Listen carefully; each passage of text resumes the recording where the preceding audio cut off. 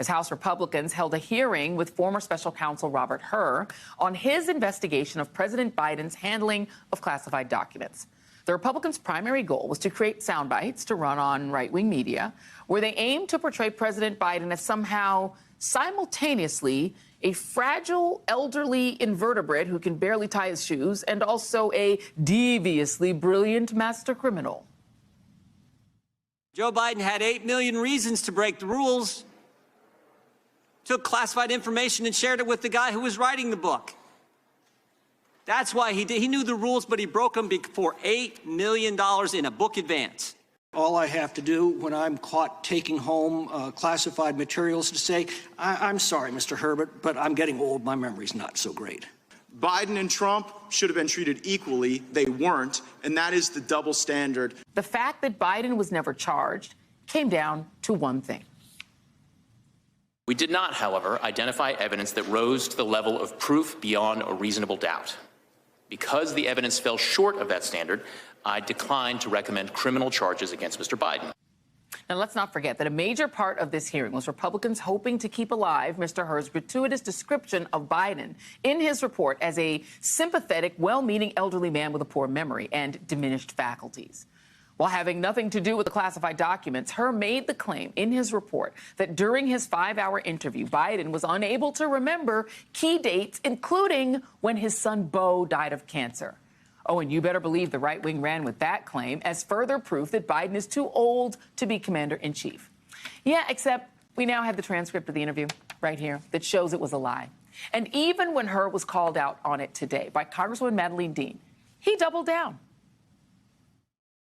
I want to give you a chance, since the transcript is out, to correct the record on an important point. Very sadly, your report on page 208 says that Mr. Biden couldn't come up with the date, the year of his son Beau Biden's death, when in fact in the transcript it shows that you asked him the month. And do you know what he said, Mr. Hur? He said, oh God, May 30th. Would you like to correct the record? His memory was pretty firm on the month and the day. Congresswoman, I don't believe that's correct with respect to the transcript. Oh, well, Mr. Hur, we have the transcript, too.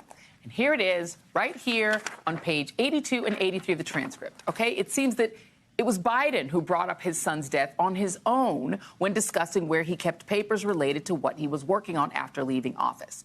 And then Biden says the following. Okay, remember, in this time frame, my son is either been deployed or is dying. And so it was. And by the way, there were still a lot of people at the time when I got out of the Senate that were encouraging me to run in this period, except the president. Now, I'm not, it's a mean thing to say. He just thought Hillary had a better shot of winning the presidency than I did. And so I hadn't at this point. Even though I'm at Penn, I hadn't walked away from the idea that I may run for office again. But if I ran again, I'd be running for president. And so what was happening, though, what month did Beau die? Oh, God, May 30th. Then his aides chime in right away, tossing out a year. Cotton, 2015. Unidentified male speaker, 2015. Biden, was it 2015 he had died? Unidentified male speaker. It was May of 2015. Biden, it was 2015. Now, that hardly sounds like a man of diminished faculties. It sounds like a conversation. And in fact, when it came to Biden's memory, Hur actually complimented him during the interview, even though that never came up in the report. You said to President Biden, you appear to have a photographic understanding and recall of the House.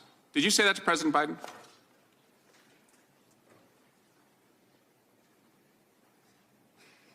Those words do appear on page 47 of the transcript. Photographic is what you said. Is that right? That word does appear on page 47 of the transcript. Never appeared in your report, though. Is that correct? The word photographic? That does not appear in my report.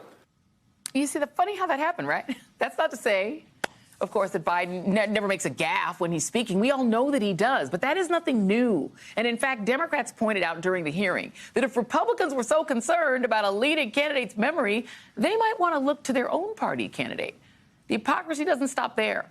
Congressman Jim Jordan, a man who broke the law by defying a congressional subpoena, dramatically feigned outrage about the mishandling of classified documents.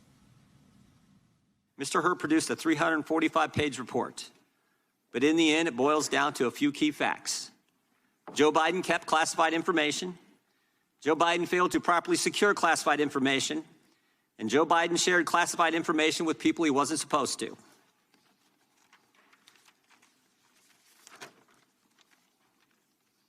Joe Biden broke the law.